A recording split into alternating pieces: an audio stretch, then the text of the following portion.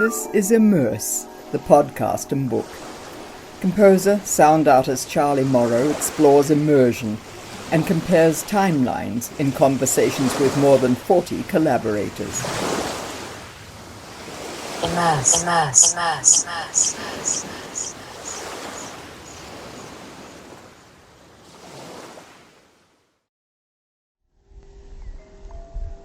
Hello, hello, hello. Charlie Morrow here with good news. iMMERSE returns for a new season in full color and sound, light, space. You'll find us across all major platforms.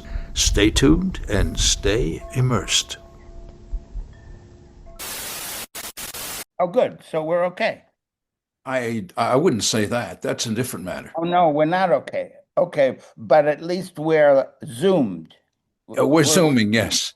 Okay, we're Zoomed. And you're recording. And I'm recording. Yes, Okay. with your permission. Yes, of course. When I first met Charlie Palestine, it was in his ground floor flat on New York's West 77th Street at Riverside Drive. Poet Jerry Rothenberg introduced us back in the 1970s.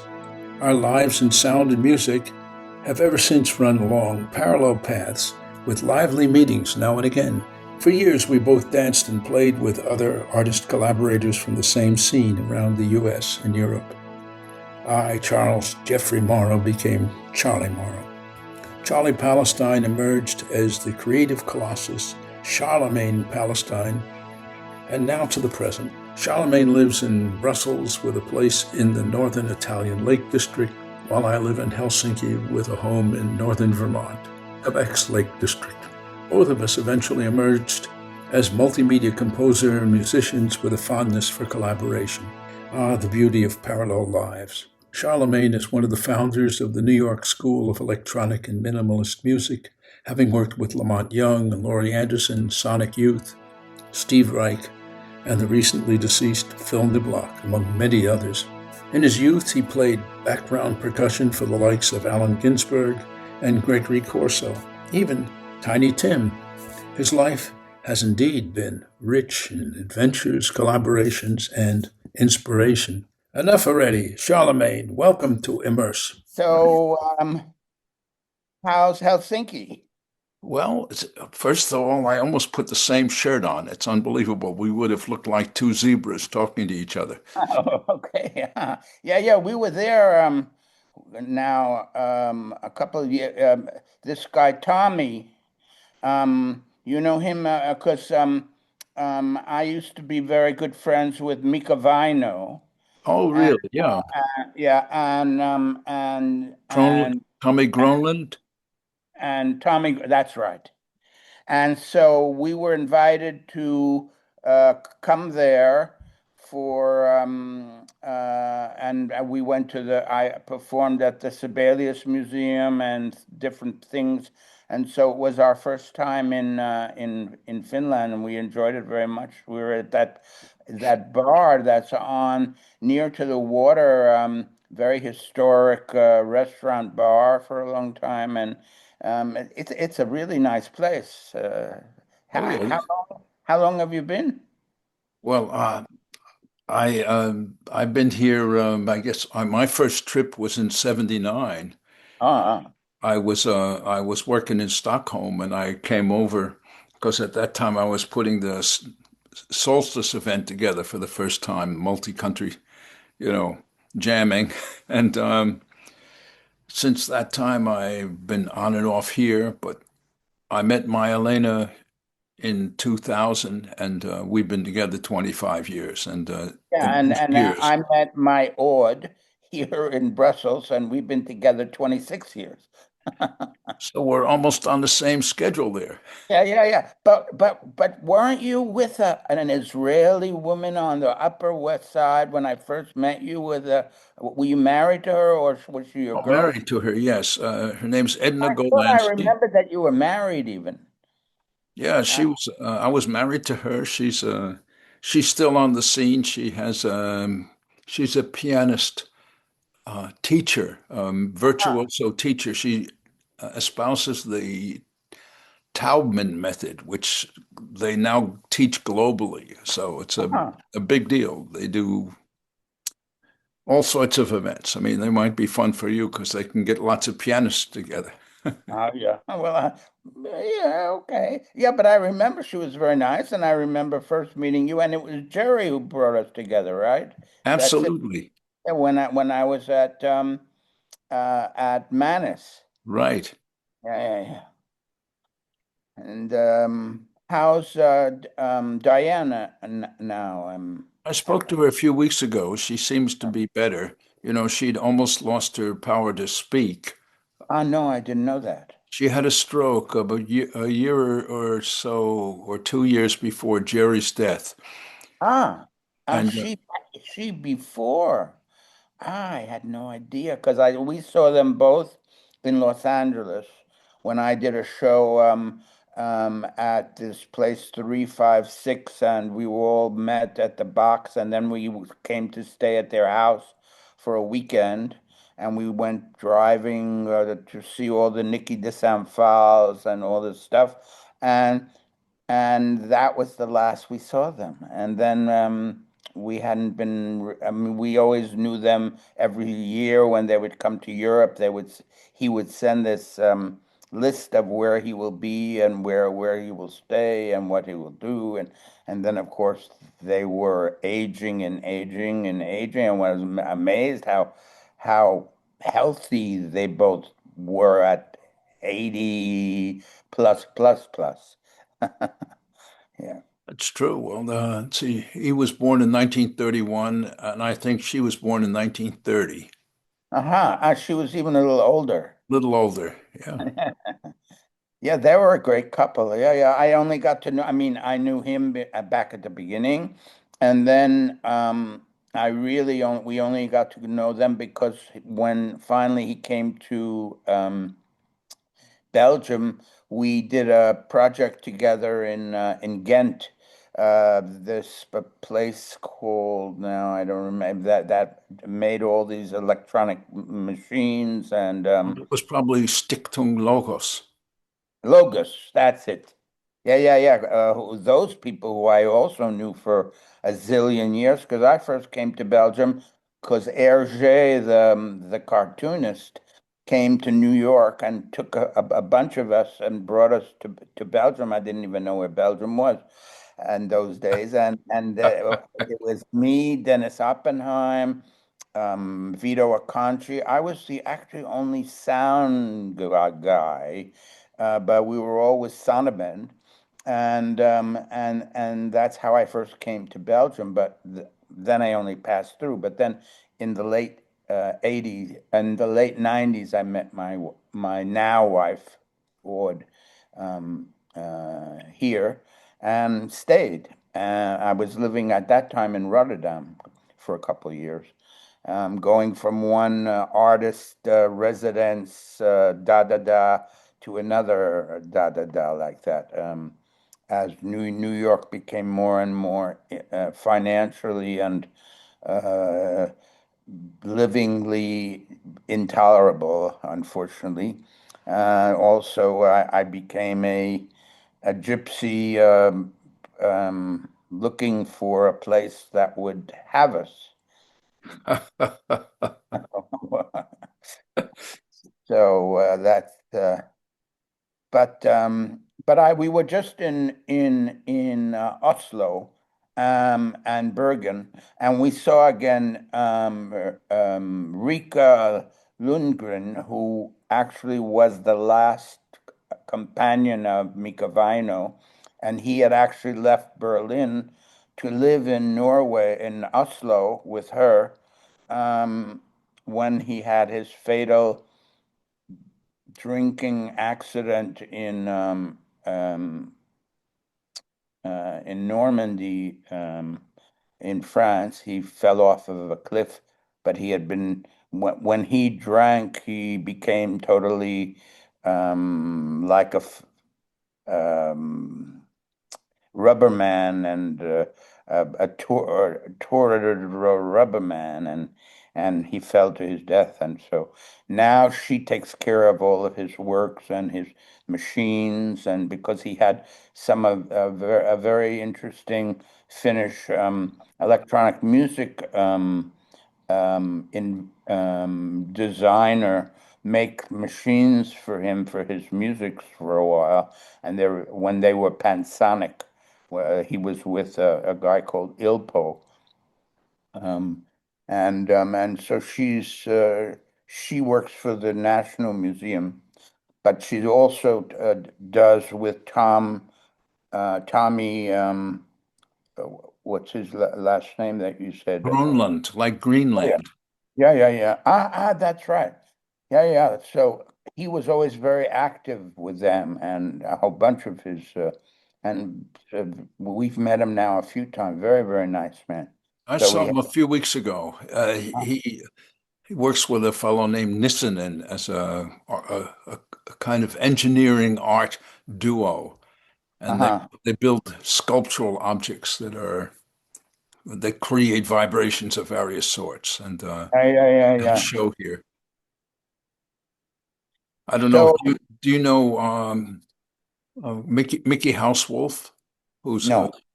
at some point he's a person that I commend you to meet. I've known him a long time. I met him originally when he was based in back in South Sweden, and then he moved up north to you know to my goodness, I'm having a senior moment here. Yeah. Come back for a moment. He was he's in Stockholm, and I met him originally though when he was running an art place which had a gallery and a record label uh, down in South Sweden, and then now he's been operating out of Stockholm, but he's been doing very interesting work, recording vibrations in various ways. He's trying to, Ah. you know, make Yeah, contact. I read now because I bumped into some articles about you and that you had spent quite a several times in Sweden. I mean, I was there in passing from time to time in that that institute, the sound You mean with Sven, Filkingen? yeah, Filkingen with Sven Hansen and a whole bunch of those guys. But I only came and then once I played, it turned out that I resembled a famous um, end of 19th century Swedish musician and writer called Carl Jonas Löve Almqvist. Uh-huh. And have you ever heard of Almqvist? I have, yeah. I don't know his work, but I certainly have heard Yeah, of it. but he supposedly had, he was accused of killing his sponsor, and he had to leave Sweden and he moved to Virginia. And Wow. he had a second, he already had a family in Sweden, and then he made a second family in Virginia because if he had gone back to Sweden, they would have put him in prison. And so he had two lives. And at the end of his life, he became so well known. Many Swedish artists tried to get him a pardon because he had cancer, so he could die in Sweden. Wow. And he was in the north of Germany, and they wouldn't give him a pardon, and so he died in the north of Germany, waiting to go back home for his death. And I looked just like him. And in Magoo's, I don't know if you remember the bar down in when Soho and Tribeca were early. There was a art bar called Magoo's. Oh yeah, I've been there. Yeah, and there was um, um, um, a well-known Swedish painter and his wife, who was a choreographer, and she was working on a project about Almquist and saw me at 2 o'clock in the morning in that bar, and she said, "But you look just like him." And they imported me to Sweden. That was the first time I went to Sweden and I was in the film and I played this artist who had had two lives, one of them in Virginia and one of them in Sweden, Almqvist, and that's how I. It's an amazing story. I'll have to look into it. Thanks a lot. Wow, thanks for sharing that. So Well, you just David Toop, I heard, and he was just also in Milano in a gallery record store that's recently opened. A guy called Alessandro. You know about this is this record? is that part of Sound Dome? No, no, no, no, no. So, it's another guy who was a famous photographer in Italy who opened a gallery that has a window on the canal. There's a canal in Milano, a very nice canal, and it has a record store in it, a vinyl, very like exotic vinyls in the history of all kinds of music. And it has a downstairs cave with where about 30 people, 40 people can hear or see events. It just Very interesting.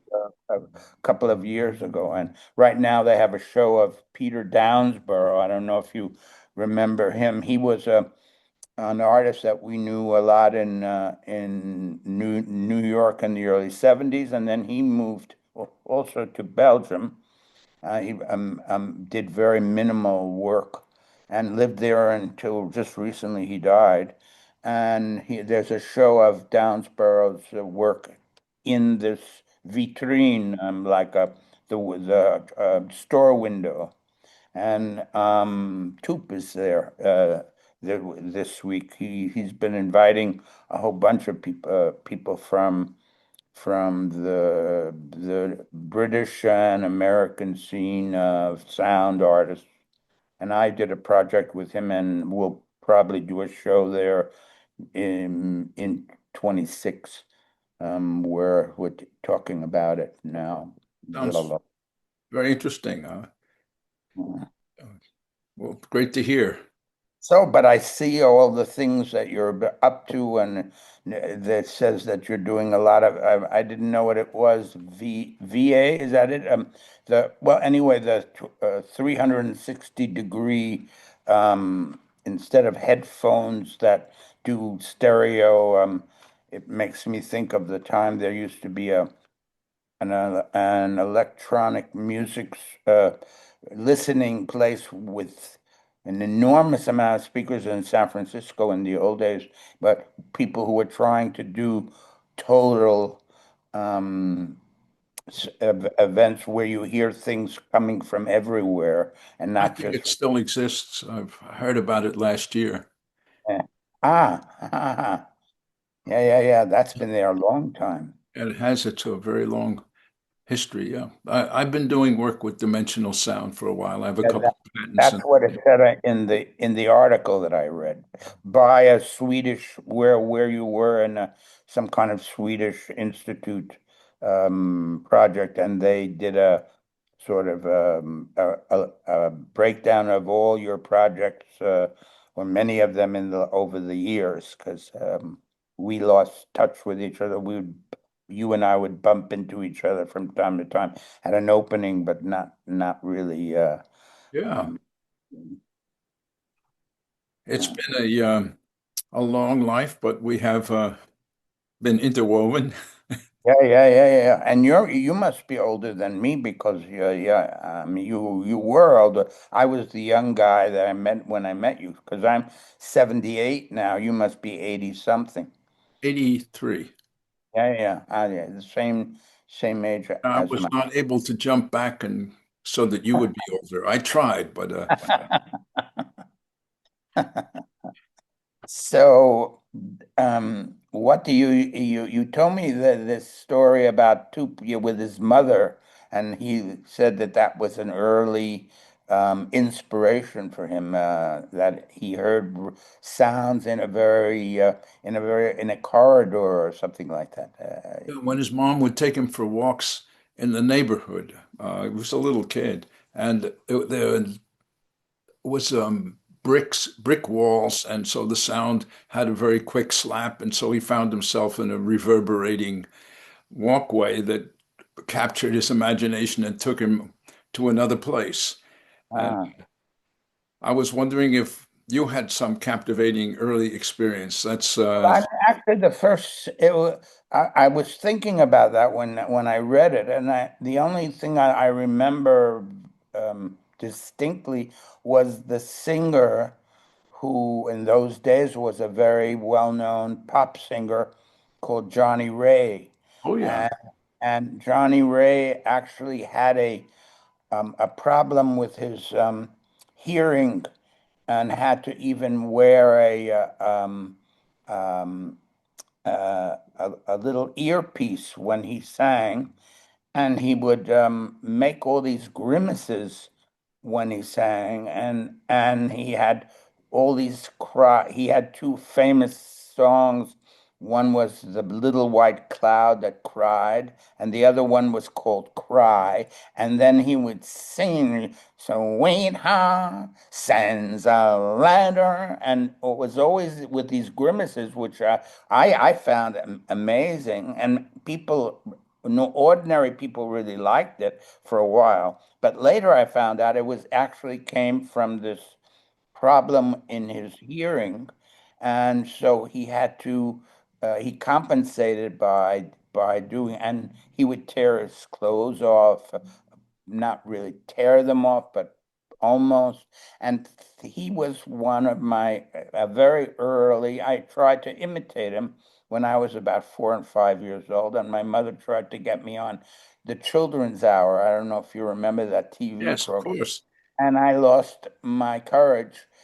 We got it was on Sundays, and we went there, and I was going to sing, and at the last minute I lost my I lost my courage, and then my mother promised me. I was with my father was still alive. They promised me all kinds of things if I would go on stage and be in this program, and never did. But and then later on, very little later on, I started to sing in synagogues with a very well known Jewish accompaniment chorus for chazans, and that was I did that for about 6 or 7 years until my voice changed. I was what you would call the equivalent, a boy soprano, a Jewish boy soprano, because normally it's more in Protestant music to have a boy soprano. Though I just saw, that was very interesting, and falsetto then was very important to me when I was young. But we just saw an opera here in Brussels called Ali. I don't know if you've heard about it, but it was about a Somalian boy who left his village in Somali, and for 2 years tried to get to Europe. Almost died, and it was on the boats and in desert, and had all the problems that um, um, migrants trying to get to Europe. It was around 2016, 17. It was easier to get in finally when he finally did 2 years later get to Belgium. But it was just became an opera of the actual boy who had done this with a composer here. If you look up it on the internet, and the character who plays him is a very tall black man, semi-black man, we could say, who sings in falsetto. And so the character and it's a fabulous production. It's finished now, but falsetto for me was a very important. Became a kind of, that was how I preferred to sing. Well, that was actually how my voice was when I was like 7 or 8 years old. And then after my voice changed, I still enjoyed the falsetto. So, I mean, I even have several pieces and one is being revised recently as a trio with it's called Karenina after a dog and a Labrador that I had in Lyon and in New York in the middle 90s called Karenina. And I did a 2 hour piece with a harmonium that had belonged to, I don't know if you knew, Ranganathan, Vishwanathan, and Balasaraswati. They were three South Indian virtuosos, and she was a great dancer who were at Cal Arts because I was in the first years at Cal Arts. I went there with Ingram Marshall back then, who I had met in the Record Hunter record store on 42nd Street, and he died unfortunately last year, Ingram. I heard. Yeah, I was sad to see that Yeah, note. yeah, but we had been very, very close back in those, and we both went out to California, and I had just gotten married to uh, a very attractive and conservative Jewish girl at Mannes College, and we drove out to California all together. And then we separated, but then I went to Cal Arts, and because Morton Subotnik invited a whole bunch of us did you know the electronic music studio that was just below the Bleecker Street Cinema? It Yeah, I'm belonged sure I did. and I worked there. That's where I met Rhys Chatham. There was a guy called Michael Tchaikovsky Yeah, who was there. Yeah, there was a whole and there I met Eliane Radic and Mort, who I even have seen recently in Paris, because he's in great shape. He's 90 now, and he's married to Joan LaBarbera. Joan the Barber, right? And so uh, um, I went from with Ingram. He turned me on to the intermediate center there because he had already been working at the because he was very university-like, and he was already at Columbia, Princeton, and they would never have let. I was like a young beatnik wearing a beret, and I was playing conga drums for Tiny Tim. Do you remember who I Tiny remember Tim? Tiny Tim, of course. Yeah, yeah, at at some of the Bleecker Street. In those times, it was like they were coffee houses and coffee and marijuana houses. So those are some of my early stuff. But then, um,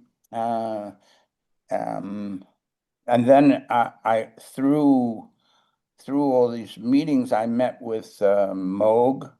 Then I met Buchla in California. Then my first wife, Deborah, her parents lived in Newton, Massachusetts, and that happened to be by chance where ARP started. They had just outside of town in a kind of a shoebox factory was ARP. So I became the guinea pig of a whole bunch of electronic music people. And then you actually wanted me to like do some kind of jingles, I remember.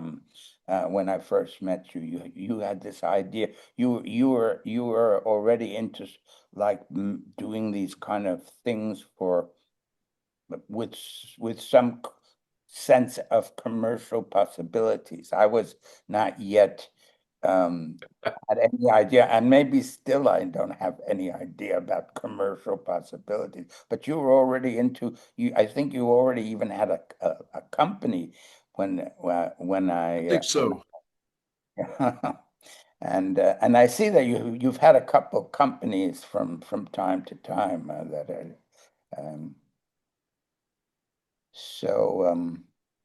so is life good for you there in Finland, and you travel and you're able to do whatever blah, blah, blah, blah, blah.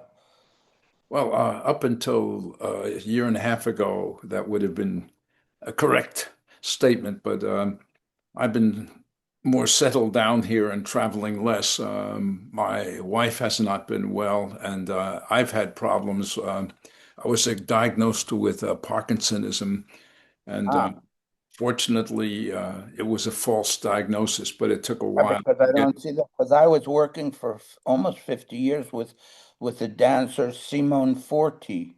Yeah, I know Simone. Yeah, and she actually developed She in hasn't. about 6 or 7 years ago, because we were performing from time to time, not but we were then considered a bit historic. We had a piece called Illuminations, and gradually she started to shake, and more and more. And then it became more and more difficult for her to travel. And she actually, from Pesce in near Florence, where her family was, and who emigrated happily in the Second World War, they settled eventually in West Hollywood. So she was brought up as a girl in West Hollywood, and now she's in a kind of a fancy retirement home on near to Hollywood Boulevard in downtown Los Angeles. But her Parkinson's was a real Parkinson's. Oh, I know. I have I recorded her. I shot her performing with where she was using her trembling as part of a piece about birds, the blackbird Ah, piece. but what's very interesting, when we first started to work together, which was at Cal Arts around 1970, I was part of our collaboration. I was into doing sort of davening singing pieces, that so I would be walking and like davening and singing, and the davening would change my voice. And so at the very end of our last performances, as she had Parkinson's, I brought back my davening pieces, because it was a little bit like mine was like controlled shaking, and hers was uncontrolled shaking, but they were incredibly similar in if you when because she used to sing also a lot of traditional Italian folk songs when we Right, did right. She has a lovely voice for that.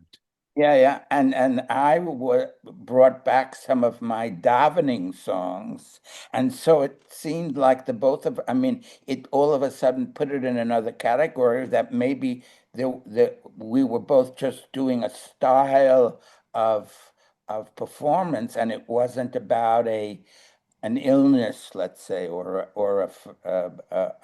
a medical thing. Well, I'd say making lemonade. That's a wonderful story, though. So, I did a lot of shaking myself when I was doing my shamanistic chanting work. I used to sing and stuff like that.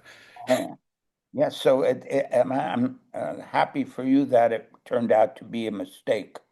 Yes, You it's the medication is still wearing off, though. It's heavy ah stuff. ah I had it for a couple of months of ah medication. Took it. The specialist stopped it here, But for whatever reason, as he pointed out, it rewired me a little bit, and I'm just coming back to my whatever was before.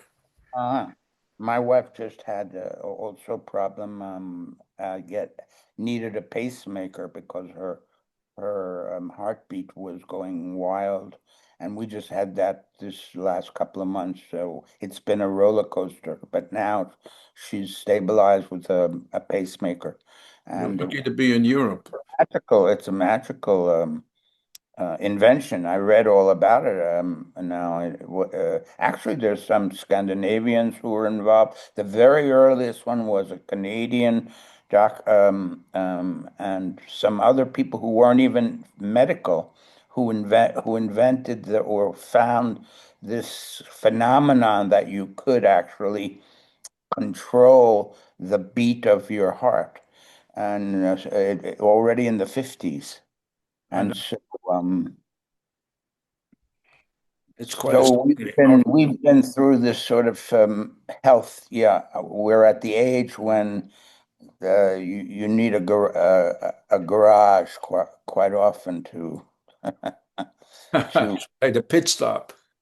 Yeah, right. We're Formula One drivers, and it's been a fast ride, but And so we too have curbed a little. I mean, she doesn't want to do like long. We had done even just 2 years ago. We did. We were in New York, which was a nightmare. Trying to get from 30th Street to 85th Street took in a taxi took almost an hour. Because I was, and then I was in that synagogue, old synagogue, Orensons, where I had actually done in 1987. I was the one who did Morty Feldman's Kaddish in that Orenson synagogue. That's fantastic. It's 170. It's what's the name of the street now? I'm trying, but Ludlow. No, let me see. No. Um, and then a couple of years ago,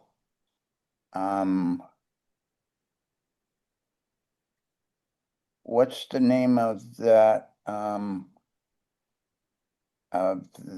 organization now that's in Brooklyn of Lawrence?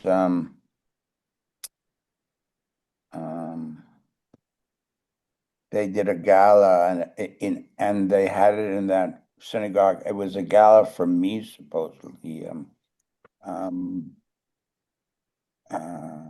we came to New York, but it was such I mean, for the New York that I remember, that was hours. I mean, in a sort of, and Brooklyn was nobody's. I was born in Brooklyn, which was nobody's. And I read you were born in which town? Newark. Newark, that's what I thought. New Newark, Jersey. New Jersey.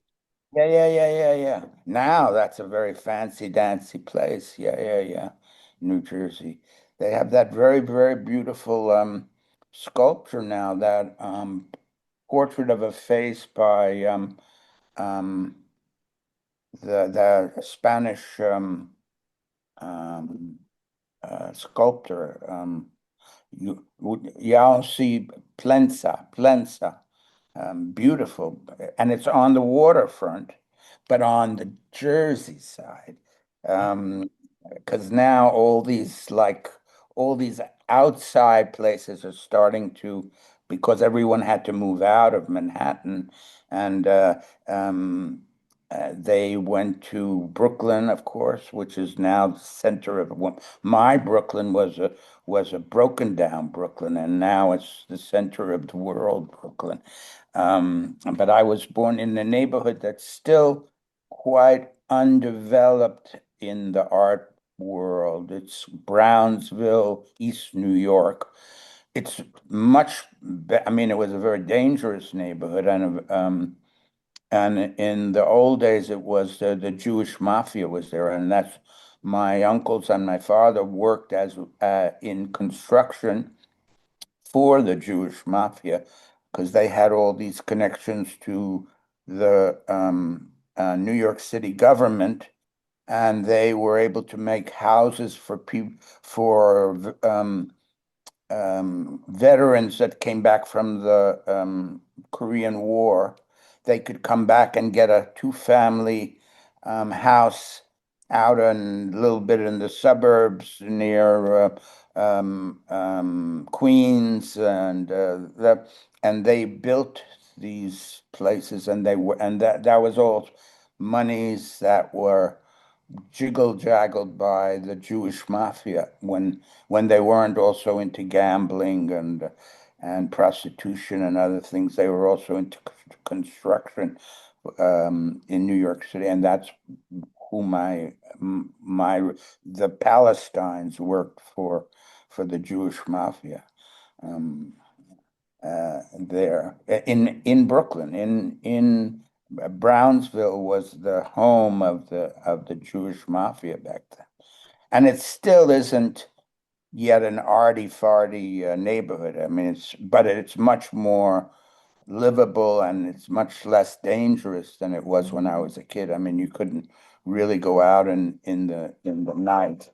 Wait, I'm going to turn this off. And now Brooklyn, I even had some people take me around and show me the new Brooklyn when I was there a few years ago. All these neighborhoods that used to be sort of bombed out are also, they have all these like trendy restaurants, and all the buildings have been restored. I mean, it's very beautiful and very expensive. When you could have bought a whole building if we had well, that's also in Soho, and I was offered 3 times whole places like George Machunas and Gordon Matter had a building with Les Levine on 20th Street. If I had $20,000 in 1975, I'd own a building. I mean, I'd own a floor of an important. You know about all that, and I just didn't have it. So that's how I continued to be. But then I was one of the first. Me and Vito Acconci were the 2 first artists living in Dumbo, on the other side of the bridges, in that neighborhood, which now is considered one of the chicest. And though you know the story now that after Vito died, he had a very young wife who had been a student. And the building is right there in Dumbo, across the street where I had a building where I was my last space in New York was on J Street, and I had it for 25 years, and then I gave it to I sublet it, and now the subletter, she's a filmmaker, and she's there. She's originally from Ireland, and she's been there now for many years because I finally decided to live here in Belgium, and now I'm a Belgian citizen. I have a Belgian passport and an American passport. Are you Finnish now too? I have a Finnish residency. I'm still an American citizen. Yeah. I'm an American citizen, but I also have a Belgian passport, and the America that I see now, but okay, that's another thing. But uh, Mayvito has a whole wonderful studio in one of these buildings, and his wife hasn't paid in about 5 years rent, and the owner of the building wants to take his entire works and use that as payment. I mean, not a work. I mean, his entire career as an artist, and it was in the New York Times several times. It's Jay Sanders from Artist Space, also, who's a very dear friend, sent it to me, and so I became very involved with that because I have several of my friends, our friends, who weren't hotsy-totsy painters or sculptors who cashed in.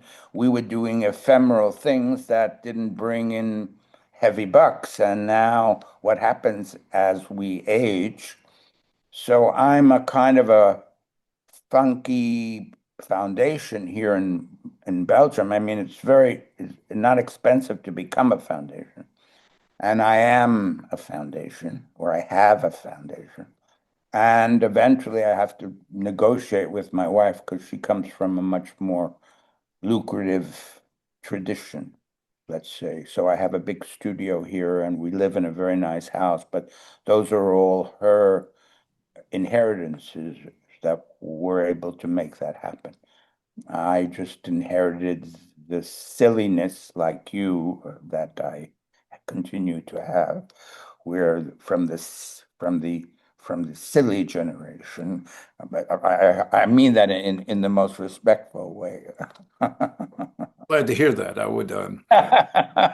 Yeah, I know you were worried that you were not being respected. Yeah. That's exactly right. I was getting ready for umbrage. So that comes after chakras. Hey man, I wonder if I could get you to talk about your head a little bit. I was very impressed with your head ever since I met you because of your focus and your ability to get into things deeply. I mean, you tend to have forever type interests that have been really impressive to me as your fellow traveler. And so one of the really impressive things was knowing how thorough you are, how it is that you, say, took on playing bells in a carillon. And I wonder if we could take, the bells and maybe look at the piano and just think about different areas where you have Well, the become bells totally in it. was an interesting and funny story. Is that I was finally I went to because of help from my mother, because I was living in we were living by that time when my father died, right after my bar mitzvah, which was in Lower Manhattan, but we lived still in Brownsville, Brooklyn, East New York. My mother pushed me to the same mother who tried to get me on Children's Hour, but by the time I was 13, she well, I or did an audition for the High School of Music and Art, the series of schools that Fiorello LaGuardia started. He did the Bronx High School of Science, Music and Art.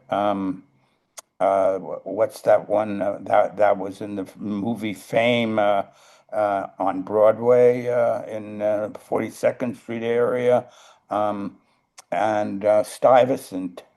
Those were all specialty schools that Fiorello LaGuardia created he was a Catholic Jewish immigrant mayor. So I went to the High School of Music and Art, which in those days was on 137th Street and St. Nicholas Avenue. And in order to make some money, that was when I was also downtown in the Village with Tiny Tim and Allen Ginsberg, and I was playing the conga drums very badly, but and bongos worse, but they didn't know anybody else. They didn't know any really good players that would play for poets and things like that, and that's what I was doing.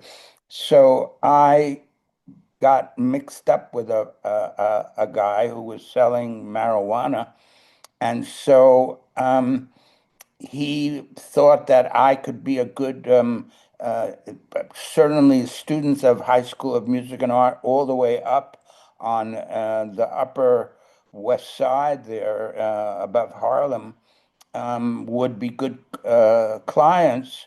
So he made a deal to have me, and I look so innocent and naive. I became a dealer of marijuana outside the High School of Music and Art. And my girlfriend, at that time, I had a kind of, she wasn't really yet, didn't really yet have a girlfriend, but she was sort of like worried about me. She, through her father, knew a guy who played bells across the street from the Museum of Modern Art. And he was an old gay guy who had decided now that he'd like to sort of retire from that. He played hymns. It's the St. Thomas Episcopal Church. And so I don't know how the conversation must have been, but she talked to her father, and her father was saying, they're looking for somebody who'll play the bells across the street from the Museum of Modern Art. And then my girlfriend thought, if I get him to have this job, he'll stop selling, because I'm afraid he's going to be put in prison, and who knows what could happen, because he's so stupid, and I didn't even smoke pot. And so she had me have a meeting with the former carillonneur. I learned that word then, which was bell ringer in French. And I went up to the bells, and I met this guy, and he loved me. He thought also he was gay, and I was very like naive and pretty. And so but I was already listening a lot. I went to Donnell Library, so I knew the neighborhood. And I was listening to a lot of Moses Ash's Folkways records. I found I was enjoying more, also because of falsetto and all that the voices of like indigenous people were so much more interesting than a baritone, a contralto, a soprano, a bass. All of these people had weird voices and did really weird things with these voices that I'd hear on these recordings that were very badly recorded. And so they had fabulous, like, and I found all that fabulous. It was this, and Donnell Library was just across the street from this church. So I went to meet this man, and he said, well, would you like to try this instrument? Would you play with your... In fact, the most important school of bell ringing in the world is here in Belgium. Now, it's in a place called Mechelen, where I just brought out Malin in French and Mechelen in Flemish, which is like a half an hour from here. And so I became, they paid not so very well, but they also gave me free entrance. I had a free pass for the Museum of Modern Art. Oh, wow. I had a free members card. Membership card, that's it. And when I played, you could hear me in those days, because now they've turned it into a supermarket, like with escalators and everything. But the old museum art, you could hear my bells in the sculpture garden. And so I started to do this sort of, and I was also influenced a lot at that moment by more Javanese gamelan music than Balinese, because I've never been a very rhythmic, I'm a sort of arrhythmic, more melodic tendencies in my, that's my more, it goes back to cry. The little white clouds that cry weren't like rock singers. They were lamenting. So as I was sort of a lamenter more than a Jockey Jokey Joker. I was more attracted to Javanese gamelons, which are much bigger and much longer and much slower and more melodic than Balinese, which finally I would meet eventually. I meet Steve Reich and Phil Glass. We all met on the circuit later on, but they were all rhythmy guys, and I was the more melodio guy and overtone guy.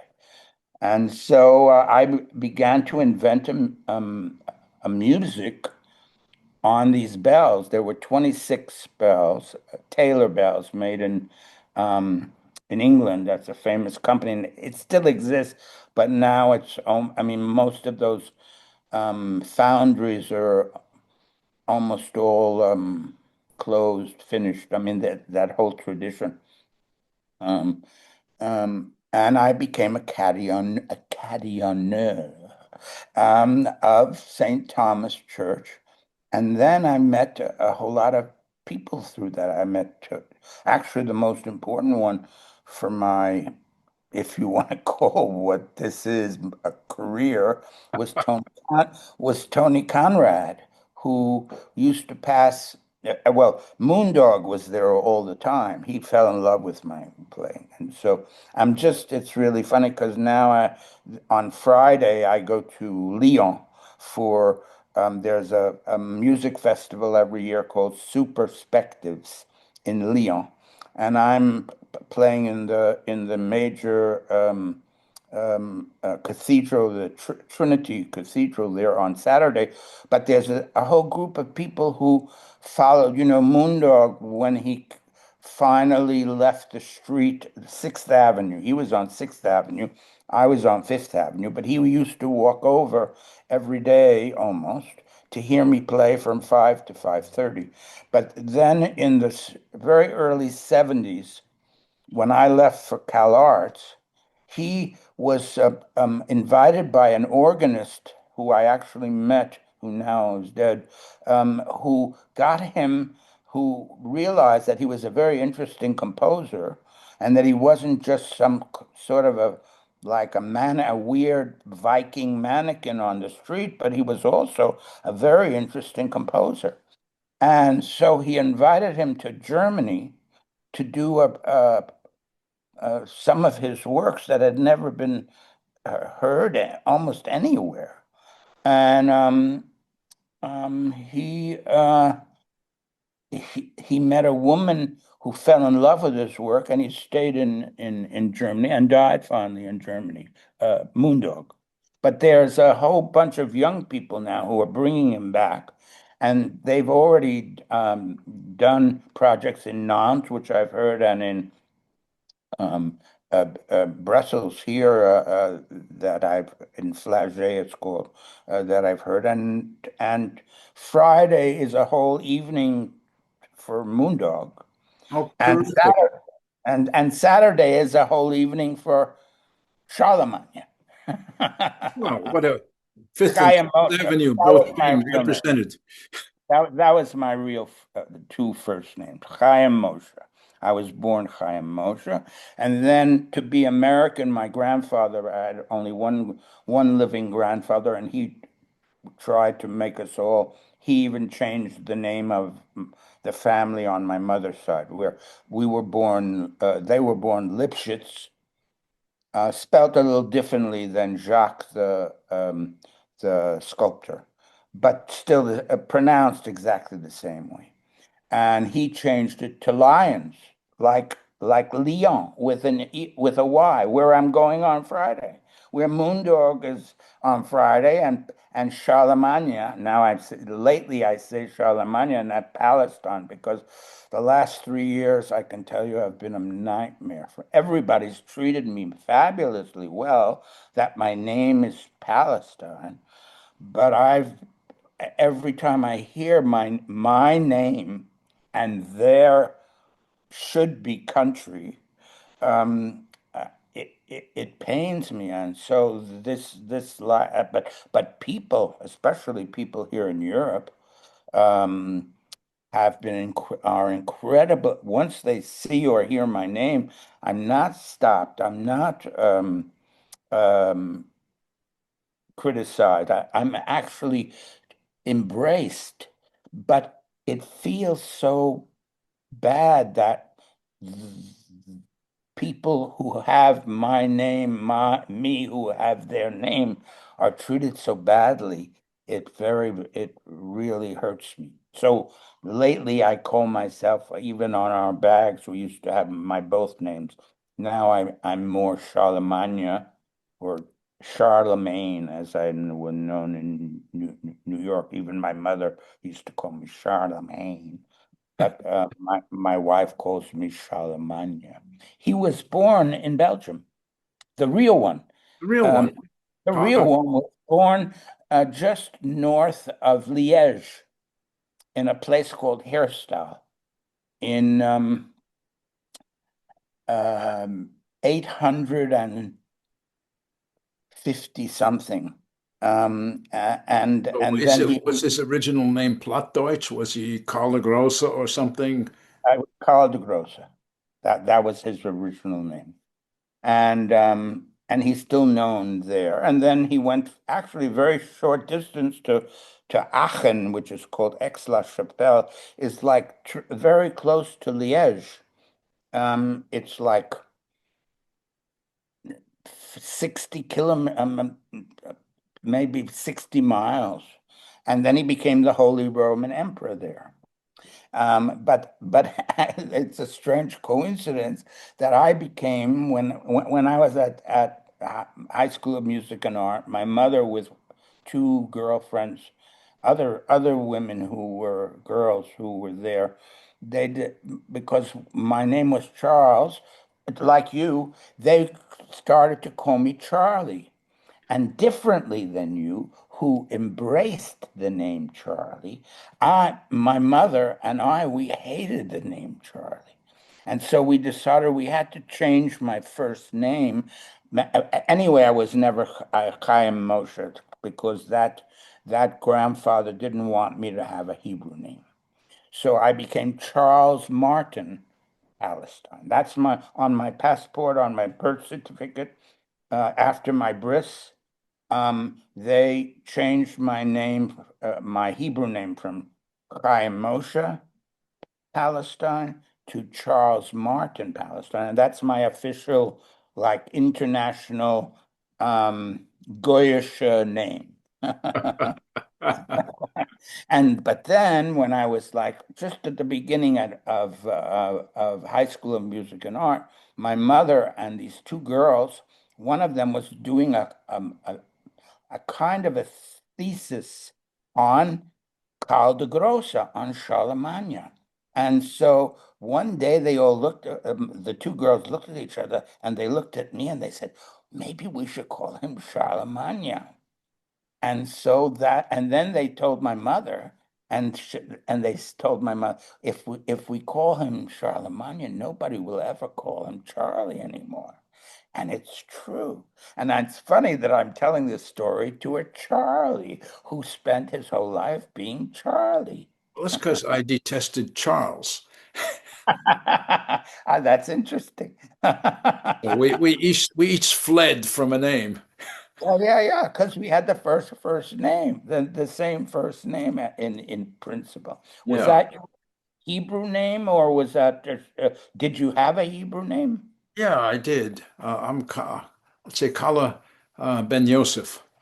Okay, yeah. I was Chaim Moshe Tzaddik Palestine.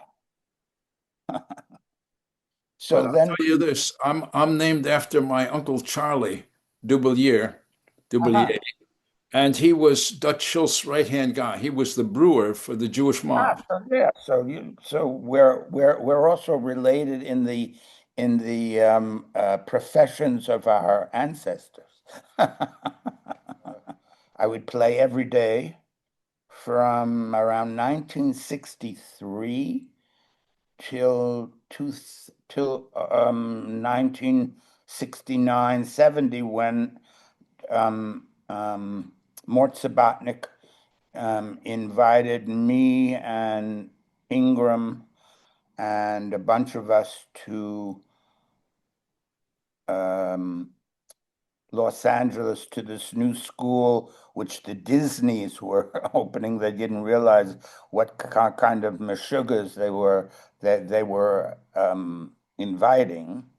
And I started to I was assistant professor in electronic music at Cal Arts when it first opened, because I was already dealing in drones that I had started to use with buchlas at the Intermedia Center with Morton Subotnik, because Subotnik and buchla were like brick and brack. They worked totally together, and Silver Apples of the Moon, that famous I remember Subotnik. know it well.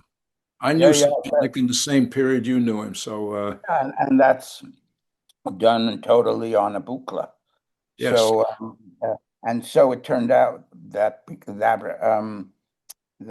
then I met buchla when I went out there, and buchla was with a woman who was half Philippine, half Mohawk Indian, who then became my sort of wife for about 6 years after all this stuff happened.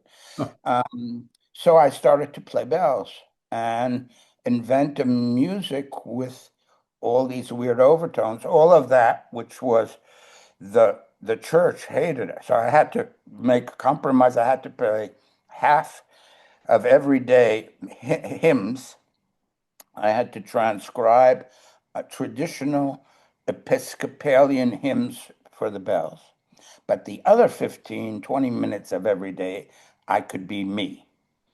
And they didn't like that at all. And at a certain moment, they decided that they were going to get rid of me.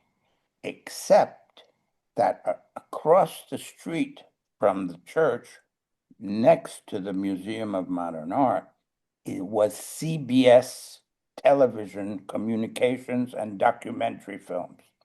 And by chance, the director of all documentary films done by CBS at the time had his window on my tower. Every day he heard me play. And it turned out he loved this crazy music that he'd never imagined or heard that would come in at around 5:15.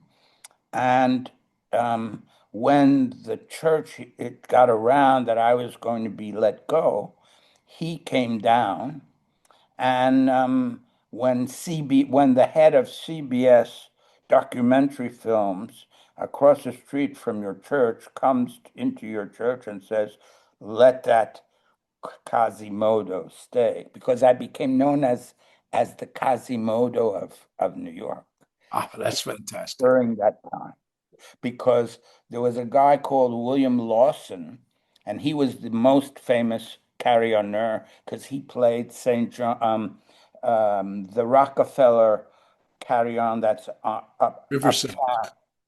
the one that's on 100 and something street. That's Riverside Church. Riverside Church. He was the real carillonneur of New York, and so he thought that he even wrote in carillon newsletters, and I became known as the Quasimodo of Midtown, as a way of his anger that I was doing all these horrible things on bells that he thought. But because I was under the auspices of CBS, they even eventually made a logo, which, because you wanted me to make some sort of logo. Yes, that's what I was looking to. Yes. Yeah. Well, he asked me then finally, would you make a bell logo for our company, all our documentary films, with a logo on your carillon, which I did. Wonderful. And then I was saved for the rest of that time. Nobody would touch me because I was the preferred carillonneur of CBS media company. Well, I feel blessed to have an audience with you, sir. What was the name of that high-powered man? Hmm? What was the name of that high-powered? Now I'm trying to remember. Now I'm trying. Since I've been, I even looked. I have it somewhere. Right at the moment, I'd have to look it up, but because I even tried to find out whatever happened to him, and so I did know his name, and he was a super nice man. And unfortunately, he didn't really help me financially, but he did help me to be. They did pay me well for that logo. Very good. Well, Uh, congratulations. but I'd have to look up who was the director of all documentary films in the 60s. 60s. And so I was there, but at the same time, I was going to Donnell Library. But there was, because you could take records out, you could take 5 records out and bring them home and then bring them back. But there was another St. George record library in Staten Island, which I found. And there you could take out as many as you could carry. And you could, and they had an enormous collection of records that nobody knew about. How And I heard all classical musics, folk musics, indigenous musics, electronic musics, all kinds of things I did by going to St. George. It was on right down, you could walk 2 blocks from the ferry very right. pier, and that was the library. That's And I would take home like 20 records sometimes. I would take like a suitcase and I would like wheel it, and then bring it home and then listen. And then I had it for they maybe let you have it for 2 weeks or something. And so that's how I had my entire music education was between Donnell, which had less, even less strangely, though it was more situated in the cultural center of the city, on 53rd Street between 5th and 6th. But St. George, they were like in Staten Island. Who went to Staten Island? Now Staten Island's sort of cool, but in those days, who went to Staten Island? And so I don't know how I found that place. Now I don't remember. But then I became a regular there. And that's how I got my education in diverse musics from all, especially non pop music, esoteric,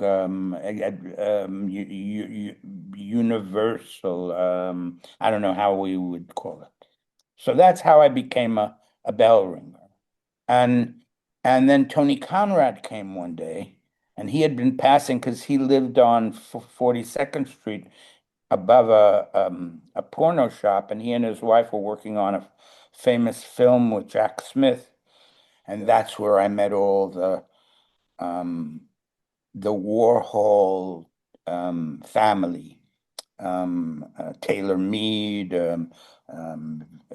Viva, at Tony Conrad's. But I met Tony Conrad's because one day he went up the tower because I had to walk up a very high tower. And wow, who, and this guy, I said, who's this crazy guy? And it turned out there was this guy called Tony Conrad, and his his wife, who was a sort of underground film star for Jack Smith. You didn't know the works of Jack Smith, the underground film. that was from. I knew the people and the films. Yeah. So, and so Smith she, was a her, friend of that Dick Higgins. oh yes, with Dick. Yeah. I was with Dick.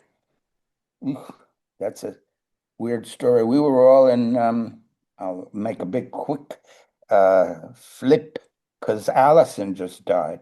Yes. Um, um, um, Dick, there was maybe you knew them. There were these guys from Quebec. In fact, Quebec has one of the largest, after Electronic Arts Intermix. In Quebec, there are this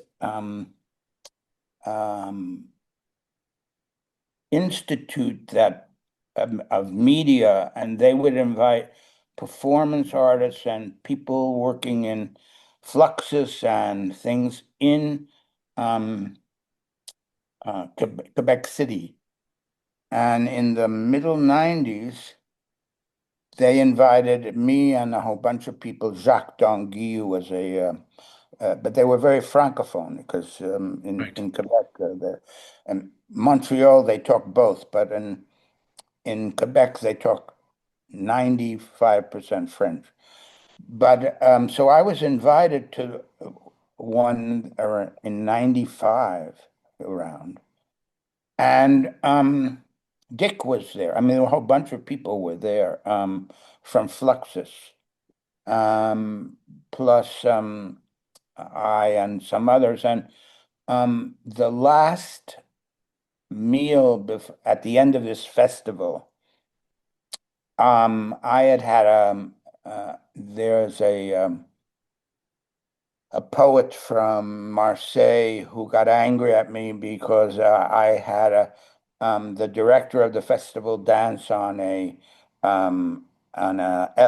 ladder with cowboy boots, and he was totally drunk, and he fell, and he could have killed himself. And happily, his sister was a nurse, and this I'm trying to remember what the name is of the poet because he's still around and he's not mad at me anymore. But what happened is that then everybody in the festival boycotted me for the last meal because we were all eating in this one big room for artists during this festival in Quebec City. And everybody wouldn't eat with me because they all got because he was so mad at me. They said, "Okay, we're mad at you too that you were so stupid to seduce the director to get drunk and then dance on a ladder, a high ladder with cowboy boots. And so you could have killed him." And so nobody would eat with me except Dick Higgins. And we sat at a table opposite all the others. And we had a very quiet, because he had already had a car accident the year before. And he was actually quite fragile, you could tell, because I had known him at CalArts when he was there with Emmett Williams, and there was and Nam June Paik. We were all at CalArts. That was a star-studded faculty, except that they were all Jewish pinky commies or thing. I mean, and here was Roy Disney, who didn't know that we were all the kind of people that you were forbidden to go to Disneyland because you were like weirdos, that he had hired them. He even had Herbert Marcuse. Right. They even hired Herbert Marcuse without realizing. And once they realized who they hired, they had to pay. He had a contract, so they had to pay him for 3 or 4 years. So it turned out that the right-wing Disneys had to pay Herbert Marcuse to not teach at CalArts. But Dick Higgins and I were at this dinner, and then I was staying in a little hotel, and he was staying at a little kind of a bed and breakfast. And we all said, well, we'll all meet in the next morning because we were all then going to organize. Everyone was going back to their country. I was living I was somewhere in Europe in that moment. In Lyon, no, I can't remember now. And so we all went to sleep.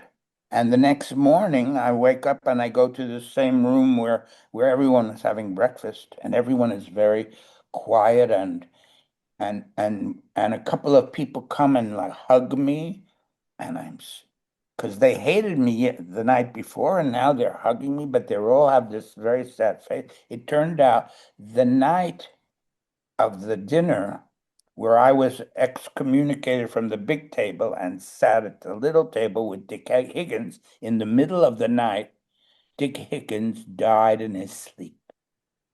And so we all woke up to dead Dick Higgins. And I was the last person to have ever been with him. I walked him even to his bed and breakfast place. I was the last person to ever be with him before he died.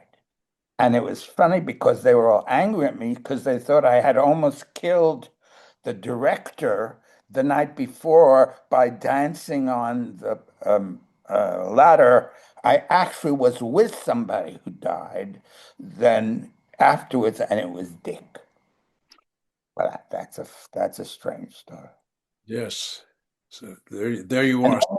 And then they got very mad at me because I did a new version of the at Judson Church a year later or 6 months later with Allison and Hannah and the two daughters, and he had a piece with pieces of cotton in a piano, and it has a score, and I did a version of it, a Charlotte version of it for this memorial to Dick. And then I started to roll the piano with all the cotton balls in it around the space, and people went crazy and they started throwing things into the piano in honor of Dick. But Allison and her daughters got angry at me because they thought that was irreverent. I was being irreverent. And so even that story ended in a kind of an uproar, but it was a piece of, I'm sure Dick would have loved it. Dick was a lovely guy. I guess you must have known him too. I knew him very well. I bought some of his land. That's where my home is in Vermont. You still have place in Vermont. Place in Vermont, yeah. Who's there now? At the moment, nobody. I got a caretaker who's looking after it. I have an archive, but the moment it's just being maintained, I think the next move is going to be to sell it. I think I'm here. Where he had Something Else Press, or at the time. Yeah. Well, during those years he did.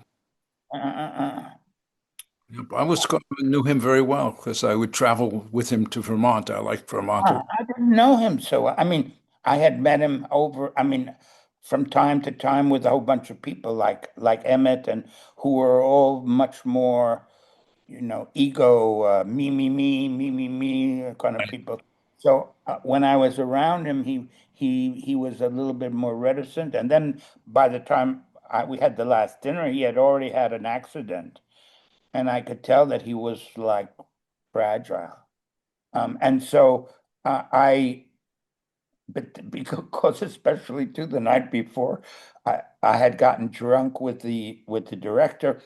For him that night when we had the dinner together, no alcohol. Anyway, he said, "No, I don't drink any more alcohol. I can't. I'm too fragile." So only I drank wine and he drank water. But that was actually the first time we ever talked for a few hours very seriously. I'd never had a conversation with him except the last night that before he died. Well, so happy to share this with you since I've. Yeah, no, it's interesting that you equation and certainly yeah. the catbird seat. So that's how I got into bells. But then, there was no, I mean, now, I was just going to say there was no future in bells. But the last some years, bells have become well, I'm also living in the bell capital of Europe, Belgium. Of course. Belgium. And so, but now there's a whole lot of people who are more involved with things like organ music, because then I also had a very early organ piece. I had an organ piece from the time I was playing the bells, or in the 60s. My drone organ works. And it was impossible for me to play either of them because the way I looked and the way I acted, I didn't act like an organist or a carillonneur as you're supposed to, because it's a churchly, I mean, especially in those days, it was a churchly job. And not only, they didn't even have to know that I was Jewish. I looked like somebody who shouldn't be there. And so I never was able to play neither the carillon or important organs for years and years, even though I had pieces very, I would say, radical and unique for both those instruments, which now I can play in many, many places, but that's, 40 years later. Wow, but it's great to hear that they are being done now. Did you do any recordings in the old days? Do you have any antique? Yeah, we have some recordings, and I have some in my archive. Some have come out on a label from Milano called Algha Marghen. It's a guy called Emanuele Carcano I who know. had to. I met him when I came to live in Belgium with Ord, because Ord, my wife Ord, she has a house, a summer house, or you'd call it second house, um, just about a 40 minutes from Como Lake. And Emanuele Carcano comes from a family of architects from Milano, and they have a river house, lake house on Lago di Como. And so I met him in the early days when I started around 26 years ago. He was starting a record label for alternative things. He's done even Charlotte Mormon. Charlotte Mormon. He's done a very important series with her, and very alternative. He's a very alternative guy, and he was a part of a whole bunch of younger people who started to labels, especially vinyl. And there's like a small industry and a fan following. I mean, not enormous, but enough that there are, as you must know. Do you know Frank Bow? Frank Bow. He's a VOD, vinyl on demand. Yeah. I know the name, but I've never met him. I'll Where send is he? we just did a compilation of my old label, New Wilderness, that Rothenberg and I had I from remember the name New Wilderness, right? You had also it was an organization called New Wilderness, no, yes. something like. I founded it with Jerry Rothenberg. Yeah, that's what I read. Yeah. Well, I'll send you the recordings. I'd like you to hear what we have from back then. Oh, with pleasure. Between us, happily, because if you want to now do something in England, I ordered like a book, a small secondhand book that was like €8 about Bali.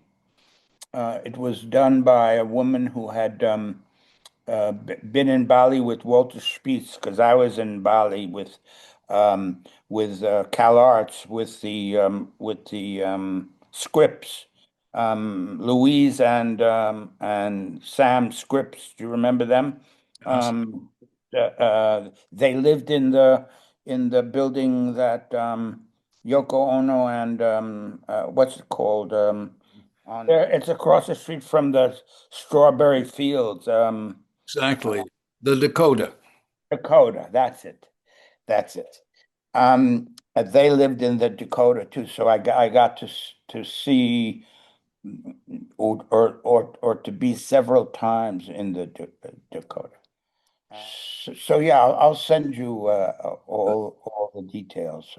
I'll send you some material. I think it would be, if possible, interesting to do a piece together. Fantastic. Well, I've really appreciated our conversation. I think that it was great to have the time to be together. We should meet again. Yeah. So I hope you good health and happiness. Thank you.